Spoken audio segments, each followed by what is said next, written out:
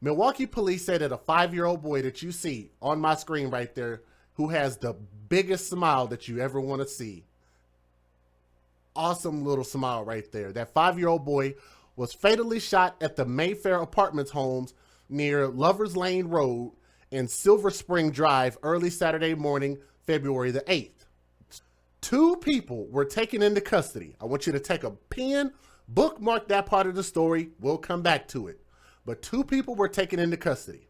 It happened at around 1:15 a.m. Police officers said they found the little boy, identified by the family as Jamal Anderson Jr., the kid you see on my screen. He was only 5 years old.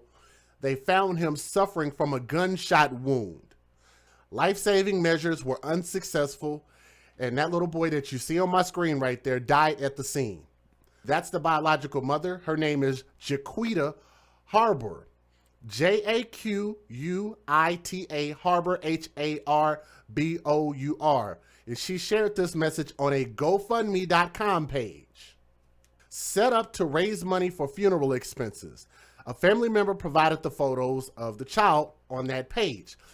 This guy that you see on my screen is charged with neglecting a child, possession with intent to deliver THC or marijuana, and possession with intent to deliver heroin.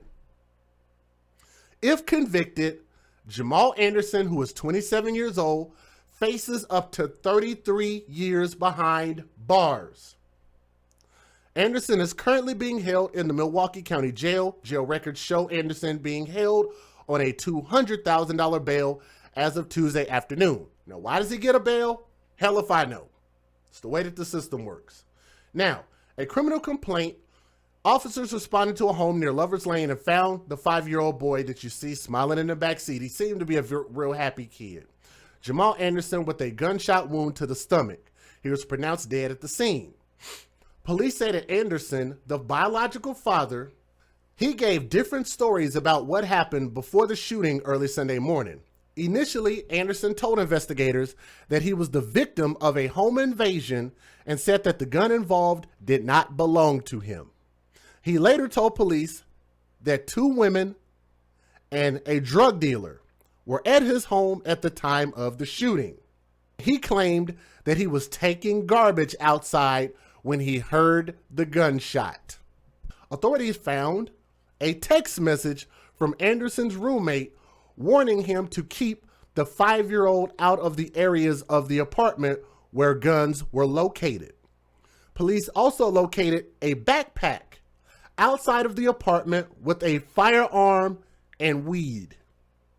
During a 911 call, the biological father, Anderson, could be heard saying, "Somebody just tried to rob me, and they pushed in my house and they shot, and they shot, and they shot me. They shot." According to the criminal complaint, the dispatcher repeatedly asked Anderson what happened. After 2 minutes and 34 seconds into the call, Anderson said for the first time, "My son, they shot my son," according to the criminal complaint. Anderson later admitted that the gun was his and that he had bought it 5 to 6 months ago. He maintained that a drug dealer had been handling his gun before Anderson took out the garbage. Now, when questioned, Anderson said he could not provide any information to the authorities to verify that the people in his story actually exist. A woman was also arrested at the scene. Her name has not been released. It's not clear if she will face charges. According to the criminal complaint, detectives found a backpack outside that was partially buried in the snow. When police looked inside, they found a .40 caliber Glock handgun with an extendo clip, an extended magazine, or what they call stendos, dick sticks, right? That's what they call it in the hood, because niggas is just that stupid, right? They found a .40 Glock handgun with an extended magazine and 1 spent casing still inside the chamber. They also found nearly $4,000 in cash. along with the gun, and ID and debit cards belonging to the biological father, this jackass liar right here, and substances that later turned out to be heroin, marijuana, and fentanyl. Here's his first story, so let's keep track. Story number 1.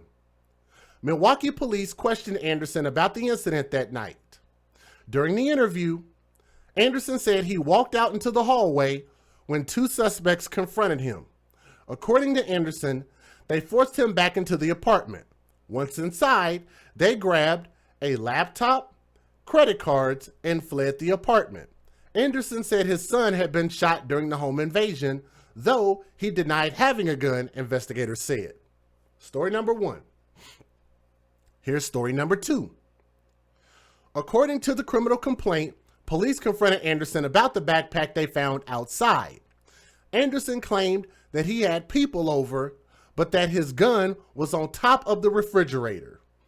He told police he was taking out the garbage when he heard a gunshot from inside the apartment building, followed by his guests running out the apartment building. Anderson told police he went inside his apartment and discovered his son was shot in the abdomen and lying on the floor. He denied the gun involved in the shooting belonged to him. According to police, investigators pleaded with Anderson to tell the truth. Story number 3. According to the criminal complaint, Anderson told a third version of events. This time, Anderson said that a woman named Tracy, bookmark that part, a woman named Tracy, a drug dealer named Damo, D-O-M-O, which is normally for Dominique, Damo, and a third person came into his apartment that night to smoke weed or marijuana. Anderson continued saying Tracy, Damo, and the third person were all smoking weed when his son came into the living room. Damo was attempting to sell Anderson a gun with an extended magazine. Anderson told police he examined the gun but thought that the price was too steep. He told Damo to put the gun up on the shelf. He then took out the garbage. Anderson said that he was in the hallway of the apartment building when he heard a single gunshot. He went back into the apartment and found his son been shot, the criminal complaint stated. Anderson told police that Tracy and the third person gathered the gun and drugs into a backpack. Anderson said he took the backpack away from them and 3 guests ran from the apartment. According to Anderson, he took the backpack outside and put the backpack in a snowbank as he did not want to look like his son was in a drug house. According to the criminal complaint, when asked, the father, Anderson, could not explain to police how his debit card, his ID card, ended up in the backpack. According to the criminal complaint, investigators questioned the biological father, Anderson, a second time during the night of the shooting. This time, Anderson told police that Tracy and Damo were over at his apartment and that he wanted to buy 7 zips of marijuana from Damo, who was armed with a .40 Glock with an extended magazine. In Anderson's latest story, he claimed to police that Damo wanted to sell the gun to him. He admitted to handling the gun and inspecting it, but ultimately telling Damo to put the gun on the shelf, which he did. Anderson said he went to take out the garbage. Between 5 to 8 seconds later, Anderson told police he heard a gunshot. He went back into the apartment and saw that the gun was on the shelf, was now over on the apartment floor. Anderson claimed Tracy and Damo left the apartment so quickly that they left their drugs behind in the criminal complaint. There is a 5th part of the story. Would you guys like to hear it? Like to hear it? Here it go. According to the criminal complaint, police detectives confronted the biological father, Anderson, about numerous inconsistencies in his story. This time, Anderson admitted that the gun was his, but that he bought it from Damo 6 months ago. He claimed Damo was handling his gun and had it in his lap just before he took out the garbage. As police questioned Anderson further, he claimed that he put Tracy and Damo's drugs and his own debit and ID cards in his own backpack before burying it outside in the snow, the criminal complaint stated. When police questioned Anderson about Tracy and Damo, officers could determine that there was a possibility that neither person existed. Fingerprint evidence tied back to the backpack. Investigators said that they were able to collect 11 fingerprints from the 2 different vacuum bags that were originally located outside Anderson's backpack. 9 fingerprints out of 11 were his. What do y'all want to bet that the other 2 fingerprints were still his? I would like to think that they are. Now, on February the 10th, which was just yesterday, Milwaukee police detectives examined the photos that were obtained from Anderson's Facebook account, according to the criminal complaint. Those photos showed Anderson holding a large stack of money, probably that $4,000, standing and making obscene gestures with the suspected firearm involved in his son's shooting death tucked in his waistband. That nigga is that dumb. All this flossing and all. Man, on Facebook, it showed him with a large stack of money. He was standing there making obscene gestures with the suspected firearm involved in his own son's death tucked in his waistband, and the suspected firearm on his bed within the apartment, and the suspected firearm along with the drugs and on the kitchen table inside the apartment. Federal law allows citizens to reproduce, distribute, or exhibit portions of copyrighted motion pictures, videotapes, or video discs under certain circumstances without the authorization of the copyright holder. This is called fair use. It is allowed for purposes of criticism, news reporting, teaching, and parody, which doesn't infringe of copyright under 17 U.S.C. 107. Charged a Milwaukee father in the shooting death of his 5-year-old son. Now, those charges came down within just the last hour. Jamal Anderson is charged with neglecting a child causing death. According to the criminal complaint, Anderson told investigators several different stories about how his son, Jamal Anderson Jr., died. The 5-year-old died early Saturday morning inside an apartment at Lovers Lane Road and Silver Spring Drive. The criminal complaint reveals the boy suffered a single gunshot to the stomach. Prosecutors also charged Anderson with 2 counts of drug possession with intent to deliver after they say investigators discovered marijuana and heroin in the apartment.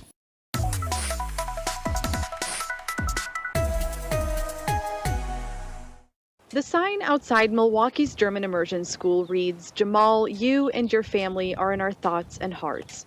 It's a tribute to 5-year-old Jamal Anderson Jr., a kindergartner who was shot and killed early Saturday morning inside the Mayfair Apartments on Lovers Lane in Milwaukee. It's a terribly tragic story, and when we get news of it, we think first and foremost about the student and the family. Manager of Psychology Services with Milwaukee Public Schools, Travis Pinter, says a crisis response team at the school is now offering help for grieving students. When we get news of the incident, a principal will usually reach out to our centralized team, and then we will organize the team and have a planned response at the school, and so people are there prior to student and staff arrival. Junior's mom was at the school Tuesday. She didn't want to go on camera, but says she's heartbroken. She'll never see her baby again. How do you explain to a group of kindergartners why their classmate won't be coming back to class?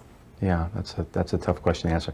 We don't explain why so much as we share the facts in as basic language as we can, and we do that regardless of age, because we feel everybody should know what has happened on a basic level. Parents at the school say it's devastating, but are thankful for school counselors. Kids in this school probably don't know a lot about shootings or death or things like that, so I really appreciate the fact that they're taking the initiative and going ahead and bringing in people to talk with the kids, professionals to talk to the kids.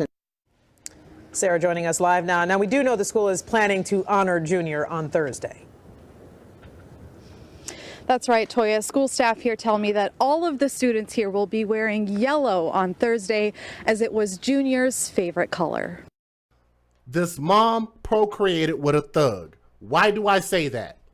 Because there's no way that she did not know that this dude was a drug dealer when she met him. He didn't just wake up one day and just decided to start selling drugs. It was who he was. He looks like a thug. He dressed like a thug. He talked like a thug. Guess what?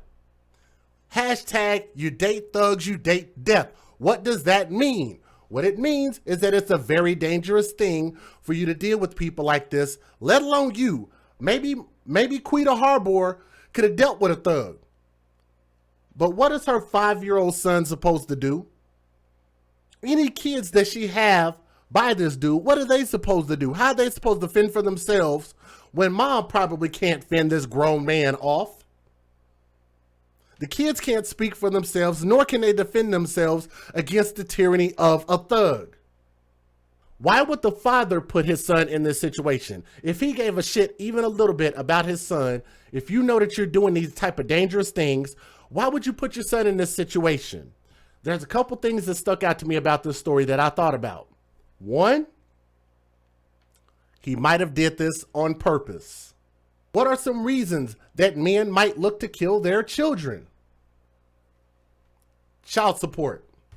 In his situation, for moms that usually have these type of kids, they're usually going to try to get some type of benefits, whether it be some type of food stamps, whether it be some type of housing, or if the man does have some type of terrestrial job, then they're going to take it out of his check if he ever gets a job. Point number 3, child support. And in order for that mother to take advantage of the program, Title 4-D, the welfare program, which also has all of those things included underneath that umbrella, then they have to put somebody on child support for it. That means that could have been a reason for that. Because if that man don't pay the child support, guess where his ass is going? To jail. If you set this up to look like an accident, then you eliminate your problem. Another reason why he might have set his son up for death, maybe he was embarrassed of his special needs Down syndrome son. I think he might have been so embarrassed of his son that he might have set him up to be killed, and maybe it didn't have shit to do with money at all.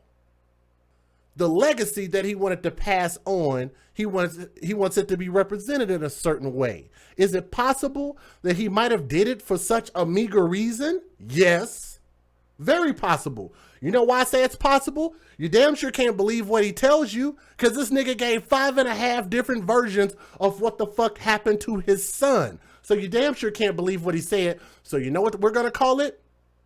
The hypo culture. What is the hypo culture? Like the no snitch culture. Since you're not going to tell us what the truth is, we're going to have to hypothesize what we believe to be the truth based on what we know. And what we do know is that he's a fucking thug. He ain't shit. He didn't deserve to be a father. And his son had special needs. It is possible that he might have tried to eradicate him for that. I want to lessen our stories. Each and every story should be a cautionary tale. There's something we could do better in our lives. Just make a change, make a difference in your community, educate somebody, talk to somebody, have these conversations. I can guarantee you guys, people are not having these conversations. You wonder what you can do to make a difference. You wonder how you can be a part of the AFC. Be the AFC right here in your heart. Be a good person. Do a good deed. Our platform is the AFC, where we advocate for children first. From my heart to your heart. Thank you for listening to this stream. To that little prince right there, RIP young man. Jamal Anderson Jr. was only 5 years old. What a great smile. And he could have been an absolutely amazing adult. And I wish he would have got an opportunity to be that. That's the end of our stream. Thank you guys for listening to this story. We'll see you guys on the next stream, okay?